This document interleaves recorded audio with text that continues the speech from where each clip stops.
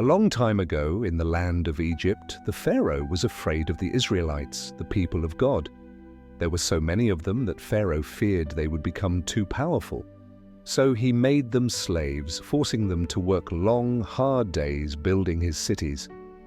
But Pharaoh wasn't done. He gave a terrible order that every Israelite baby boy must be taken away. It was a sad and frightening time for the Israelites, but one brave mother refused to give up her baby.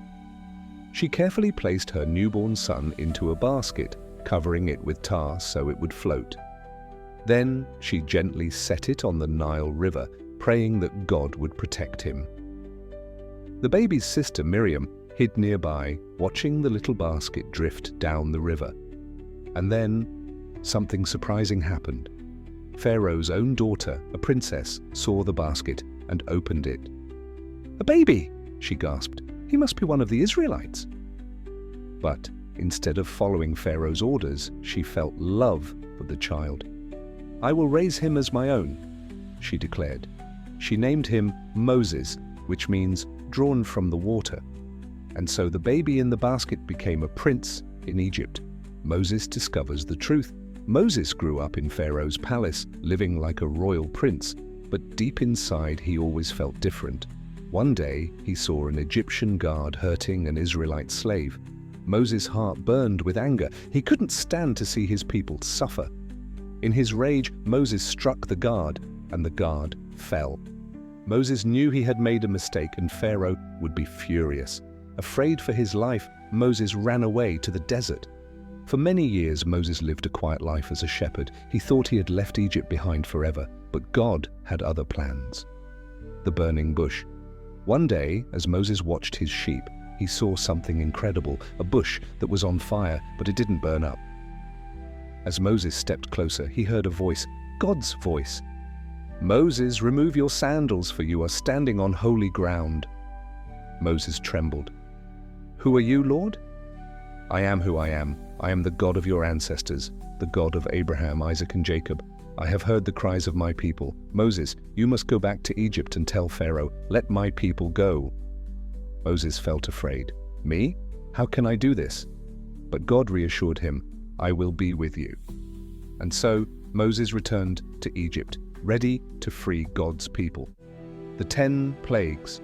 When Moses and his brother Aaron stood before Pharaoh, they boldly said, "God says, 'Let my people go.'" But Pharaoh laughed.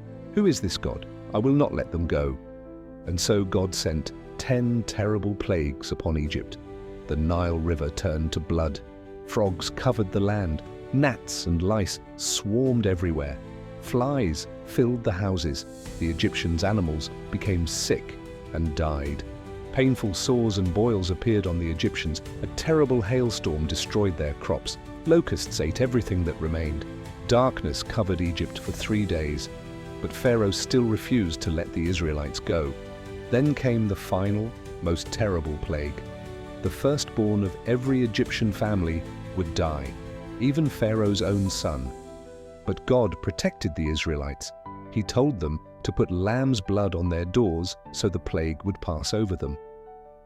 That night, Pharaoh finally gave in. "Go, leave Egypt," he shouted.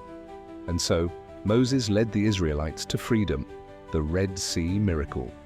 The Israelites marched happily out of Egypt, but Pharaoh changed his mind. He sent his army of chariots to chase them. The Israelites reached the Red Sea, but how would they cross? The water was too deep.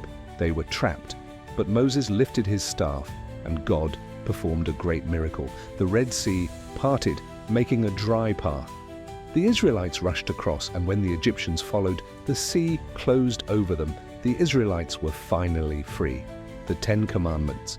After their escape, Moses led the Israelites through the desert toward Mount Sinai. One day, God called Moses up the mountain. A great cloud covered it, and thunder rumbled. Then God gave Moses something very special, the 10 Commandments. Worship only God, do not make idols. Respect God's name, keep the Sabbath holy. Honor your parents, do not harm others. Be faithful, do not steal. Do not lie, do not be jealous of others. These commandments taught the Israelites how to live as God's people. Moses' legacy. Moses spent the rest of his life leading and teaching the Israelites. Though he never entered the Promised Land, his story changed history forever.